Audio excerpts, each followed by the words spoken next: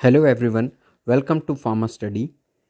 आज हम बात करेंगे एक जनरल से टॉपिक के बारे में। ठीक है कि आप जब दवाई खरीद रहे हो, दवाई खरीदते समय आपने उसके लेबल में क्या क्या देखना है।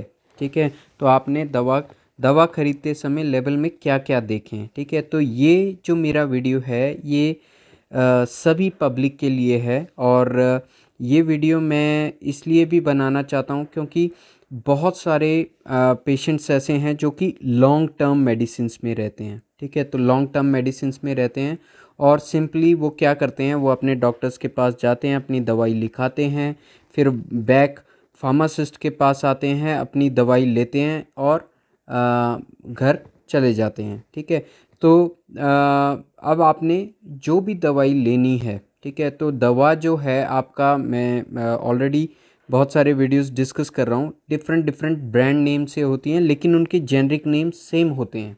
ठीक है, तो अगर हम लोग बात करें पैरासिप, ठीक है,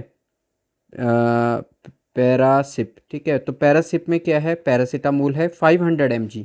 और लाइकवाइज कॉलपॉल क्या है, उसमें भी पैरासीटामोल है 500 mg। ठीक है, बट जो जनरल पब्लिक है वो स्टिक हो जाती है किस पर, ब्रांड नेम्स पर। ठीक है, तो मैं फॉर एग्जांपल अगर कोई बीपी की दवाई खा रहा है तो एमलॉपी खाता हूँ या एमीटॉपी खाता हूँ। ठीक है, तो इस तरह से रहता है। बट ओवरऑल ये एक जनरल वीडियो है कि आप चाहे एमलॉप खाओ चाहे आप एम्लोडिपिन खाओ, बट आपने लेबल के बैक साइड में क्या क्या चीज़ें देखनी हैं। ठीक है, तो वो हम इस वीडियो में बात करेंगे। तो स्टार्ट करते हैं।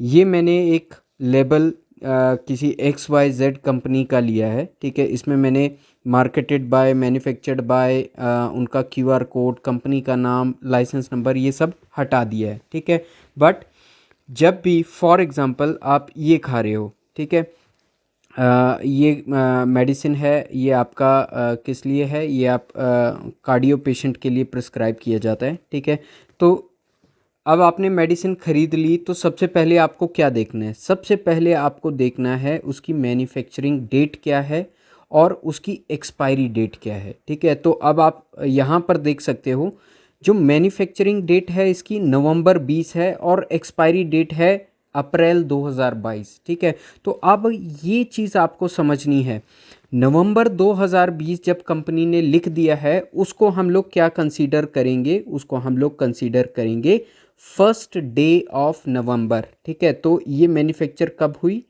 1 नवंबर 2020 को। ठीक है, और अब हम लोग बात कर लेते एक्सपायरी। एक्सपायरी अप्रैल 2022। ठीक है, तो ये अप्रैल 2022 में कब एक्सपायर होगी। ठीक है, तो कब एक्सपायर होगी, ये एक्सपायर होगी last day of this month. ठीक है, तो अप्रैल महीने का जो आखिरी दिन होगा वो इसकी एक्सपायरी होती है। ठीक है, तो इसकी एक्सपायरी कब है, 30 अप्रैल 2022। ठीक है, तो ये इसकी एक्सपायरी है। तो आपको यहाँ कंफ्यूज नहीं होना है कि अप्रैल के फर्स्ट वीक में या फर्स्ट डे ऑफ अप्रैल में ये एक्सपायर हो जाएगी, ये एक्सपायर होगी आपके अप्रैल महीने के आखिरी दिन में। ठीक है, और आपको एक चीज़ ये भी समझनी है कि एक्सपायरी का मतलब क्या होता है। एक्सपायरी का मतलब होता है जो ये कंपनी यहाँ पर क्लेम कर रही है। ठीक है, तो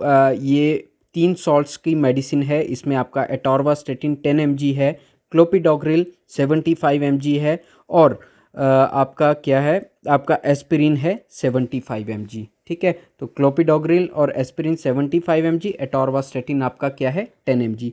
तो एक्सपायरी का मतलब ये है कि ऑन द डे ऑफ 30 अप्रैल 2022 जो कंपनी क्लेम कर रही है वो ये जो क्वांटिटी है ये इतनी ही आपको मिलेगी, या इसका थोड़ा प्लस माइनस क्राइटेरिया होता है। ठीक है, तो 5% प्लस माइनस आगे पीछे हो सकती है।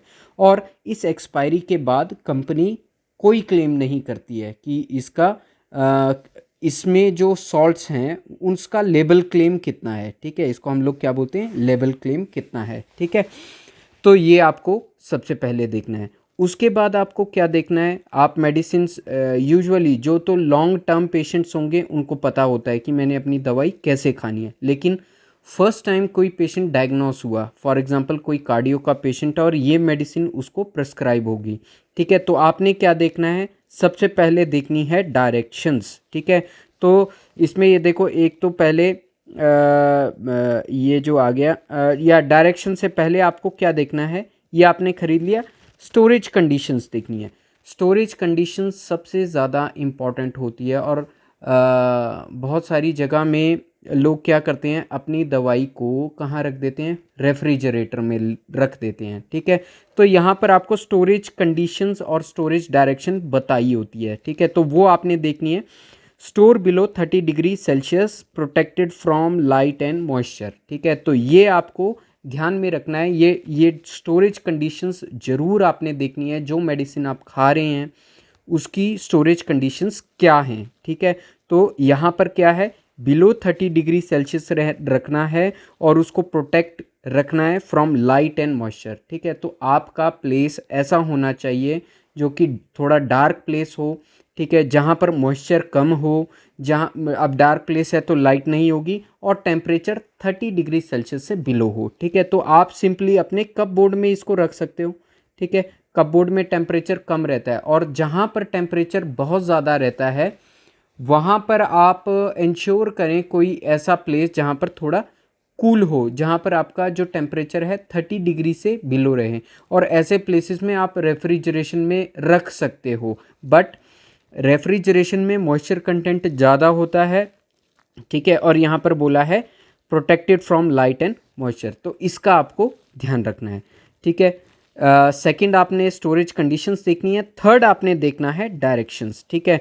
सबसे पहले डायरेक्शंस में आपको क्या दिया है, इम्पॉर्टेंट, देखो इम्पॉर्टेंट डायरेक्शन दिया है यहाँ पर, do not take this products during the last 3 months of the pregnancy unless directed by physician, ठीक है। तो अगर लास्ट 3 month है प्रेगनेंसी का, तो आपने अपने फिजिशियन को ये इंश्योर कराना है, बताना है कि प्रेगनेंसी है, ठीक है। Aspirin taken near the time of delivery may cause bleeding problem to both mother and child, ठीक है।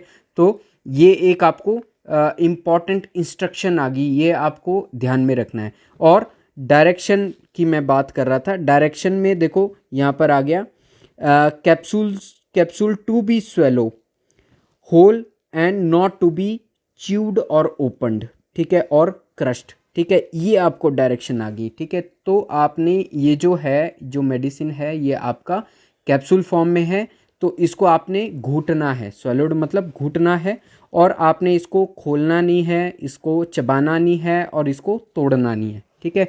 तो ये आपके लिए डायरेक्शन आ गई, ठीक है। इसके अलावा ये जो रेड स्ट्रिप है, ये आपको बता रहा है ये शेड्यूल एच प्रिस्क्रिप्शन ड्रग है। प्रिस्क्रिप्शन ड्रग मीन्स जब आप ये पर्ची लेकर के फार्मासिस्ट या फार्मेसी की शॉप में जाओगे तभी आपको ये दवाई मिलेगी, डायरेक्ट आप इस दवाई को नहीं ले सकते हो, ठीक है। तो ये थोड़ा सा आपको इन्फॉर्मेशन के लिए है। और आप इसमें देख सकते हो डोसेज, ठीक है। तो डोसेज मतलब आपने मेडिसिन को कैसे लेना है, as directed by physician, keep out of the reach of children, ठीक है। तो दो आपको इम्पॉर्टेंट जो डायरेक्शन है, एक जो प्रेग्नेंट लेडी है वो आपने फिजिशियन को, अपने फिजिशियन को बताना है। दूसरा, आपने जब भी ये मेडिसिन कहीं भी रखनी है तो ऐसी जगह रखनी है जहाँ पर आपके चिल्ड्रन नहीं पहुँच सके। और दूसरा देखो डायरेक्शन क्या है, not to be used in children below 12 years of age except under medical advice, ठीक है। तो आपने अपने मन से ये दवाई किसी भी बच्चे को या किसी को भी नहीं देनी है, ठीक है। तो ये आपने इन सब बातों का ध्यान रखना है, ठीक है। तो लेबल में आपको 3 चीज़ें हैं जो कि आपको देखनी है दवा खरीदते वक्त। एक, उस दवाई की मैन्युफैक्चरिंग डेट, एक्सपायरी डेट क्या है, ठीक है। दूसरा, उसकी दवाई की स्टोरेज कंडीशन क्या है, आपने कहाँ उसको स्टोर करनी है, और आपके लिए इम्पॉर्टेंट डायरेक्शंस क्या हैं वो देखनी है, ठीक है। और इसके अलावा अगर कोई मेडिकल फील्ड में है तो वो इंग्रेडिएंट्स देख सकता है, ठीक है। तो कौन कौन सी कंपोजिशन की ये मेडिसिन है, और कितने कितने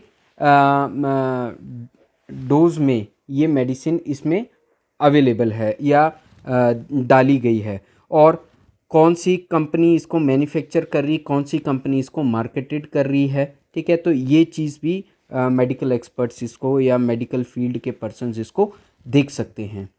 तो ये था मेरा वीडियो आपका लेबलिंग के लिए। ठीक है, कि आपने जब भी दवाई ख़रीदनी है तो उसके दवाई के लेबल में आपको, आई होप मेरा ये वीडियो आपको अच्छा लगा होगा। अगर ये मेरा वीडियो आपको अच्छा लगा है तो आप इसको सब्सक्राइब कीजिए और मेरे चैनल को सब्सक्राइब कीजिए और अपने फ्रेंड्स के साथ शेयर कीजिए। Thank you for watching. आपका बहुत बहुत धन्यवाद। फार्मा रिलेटेड वीडियोस के लिए फार्मा स्टडी को लाइक और सब्सक्राइब करें। Thank you.